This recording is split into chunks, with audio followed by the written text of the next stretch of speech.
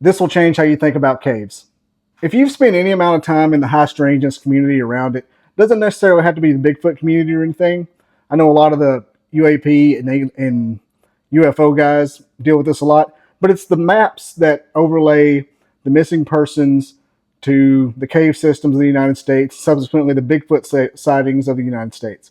And a lot of people attribute it to the David Pilates missing 411 mystery. So check it out. Best I can tell is you're pretty safe in Nebraska if you like corn that much. And we're not going to go into that today. There's 1,000 videos online of people that cover the overlay, the cave and the Bigfoot and the missing persons overlap. But today we're just going to talk about caves in general because there's a lot going on with them that you really don't ever think about behind the scenes. And I just got down a Google rabbit hole and you're going to reap the benefits. The world's biggest cave is Hang Son Doong near the Laotian border in Vietnam. It was discovered as recently as 1990. It's more than 5 kilometers long, 200 meters high, and 150 meters wide. I don't know what that is in freedom units. You'll just have to take my word for it. It has its own ecosystem.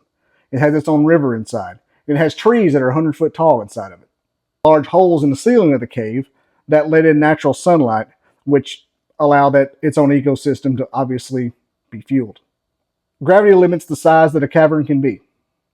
A ceiling can only be so wide before structural integrity is challenged by gravity itself. That caps the ceiling out at around 100 to 200 meters, which the Vietnamese cave, 150 meters wide, that tracks. The max depth that a cave can be. See, I didn't know this. I thought that caves could be, from where they are on the surface. I'm talking like as far down as you can go before it turns to molten metal. But no, the max depth, studies have indicated that subterranean openings can exist lower than 3 kilometers. Again, I don't know what that is in freedom units. Just kidding, it's about 9,000 feet. That's really deep.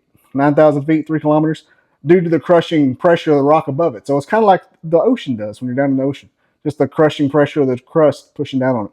So it can only be, 3 kilometers deep. And it's estimated that 10% of all the world's caves have ever been mapped. You'll be shocked to know that 90% are still unknown. All told, there could be hundreds of thousands, if not millions, of undiscovered or even unreachable caves and caverns on Earth. And I'm just thinking about it. If you just picture the Pacific Ocean, how big it is, how you can look at our globe and it'd be all Pacific. You can't see it, just a big blue ass of the Earth right there. Imagine 3 kilometers deep, 9,000 feet for people who, 9,000 feet deep for people who've been in countries that's been to the moon. And 3,000 feet deep, the expanse of the Pacific Ocean, the possibility of caves being in there, it's endless. And that's the entire world as well. There is kind of a limitation to the type of rock that's in the bedrock, but it's still a good amount. I mean, it's not all rock can get a cave in it, obviously. It's like cave inducing. It's kind of like going to the dermatologist and they finding a mole and checking on it. Well, that's got some architecture.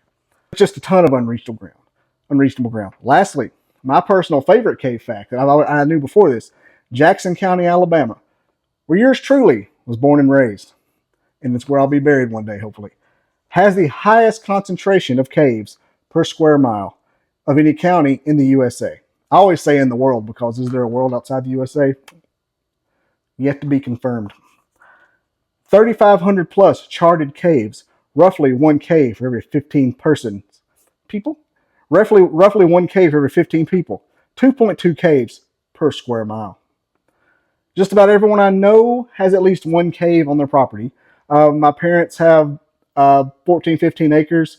I know there's 2 caves in there, 2 caves on it. One may just be across the line, but I'm talking it's like 10 yards at the most across the line on our neighbors. But you can get down in these caves like full human body. That's the kind of caves they have over there. A lot of them. Famous ones include Stevens Gap. I've never been to Stevens Gap, which is weird because I didn't grow up far from there. Russell Cave, been there a bunch. Neversink Pit, grew up at the bottom of it.